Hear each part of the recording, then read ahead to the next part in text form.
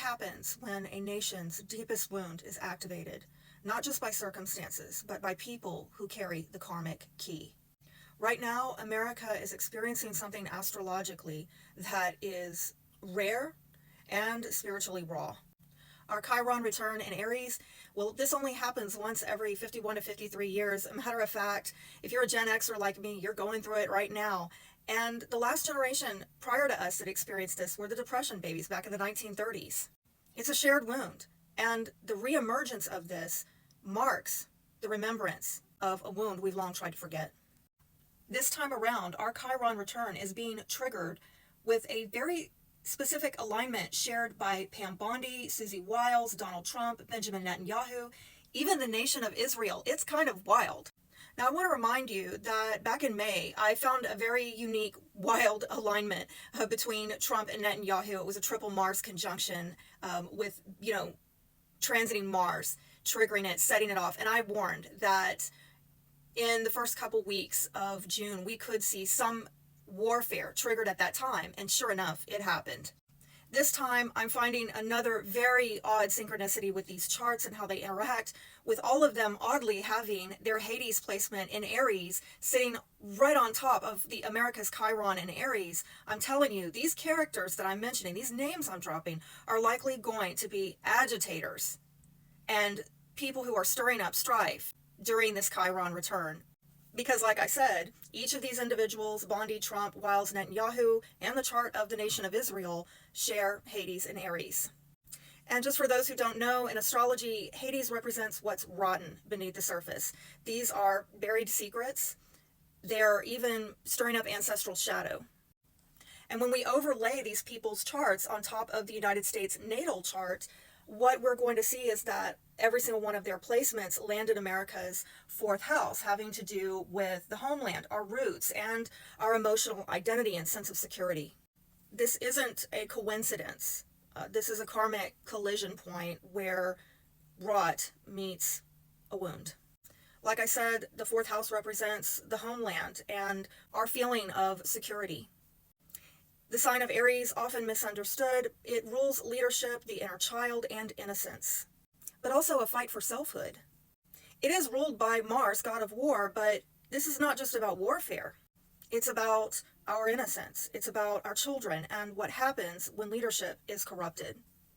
It echoes directly into the horrors of child trafficking, elite pedo rings, and the figures tied to Epstein. As I mentioned in my previous video, some of the names I've dropped in this one, well, I said in a previous video, are tied into those networks. But going back to this Chiron in Aries that's in the nation's natal chart, well, this is why America reacts with violence when it feels unsafe. It's probably why we spend more on the military-industrial complex than any other country, and it's also our highest expenditure in the federal budget. It's probably why many of us confuse militarism with patriotism. And what's worse is we often defend militarism with defending other nations instead of our own. Unfortunately, this has made us vulnerable, I think, to infiltration and manipulation by foreign influence. We're in a constant fight or flight reaction, and yeah, there might be some kind of, ancestral reasoning behind this.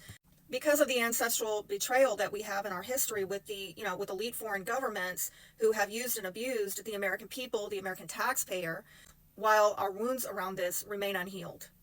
Unfortunately, Pam Bondi is far from a truth teller. She ran cover for Jeffrey Epstein during her time as the Attorney General out in Florida. She's recently lied about having and then not having the Epstein client list. And then you got Susie Wiles, Trump's campaign strategist, chief of staff. She, oddly, interestingly, shares the same birth date as the founding of Israel, May 14th. Now, granted, she's born about a decade later, but with that shared astrology, she is going to mirror some of the cycles that they're going through as a country, as a nation, in some uncanny ways. If we look at Donald Trump's chart, we can see that his Hades placement is right there in his 8th house, along with, the others.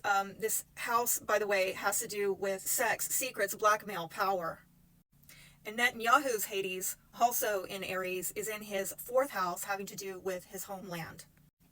The nation of Israel, their Hades placement is located in their 6th house, which rules military and service. So all of them are lined up here, Hades and Aries projecting this shadow in America's fourth house, which is turning our sense of safety into a battlefield. This nation state, these people, they're not just activating the woundedness we've had with us, they're reactivating something buried beneath it.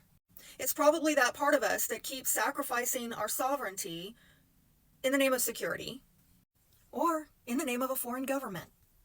What I've just shared with you, this is a karmic collusion. Chiron is asking us to feel the pain, and Hades is showing us where the infection is. It's in our homeland. It's right under our nose. And Pluto in Aquarius right now, moving through the United States natal second house, is forcing us to redefine what we value and what we're no longer going to pay for with our silence. We're not here to hate, we're here to heal. But healing can't happen without exposure, transparency, accountability, boundaries, the truth. And the deeper we go, the more that we uncover, and the more we're called to say, hey, this is where it ends. This is where we remember who we are. Because America's wound is not just a scar, it's a map. And now for the first time in generations, we're starting to read it.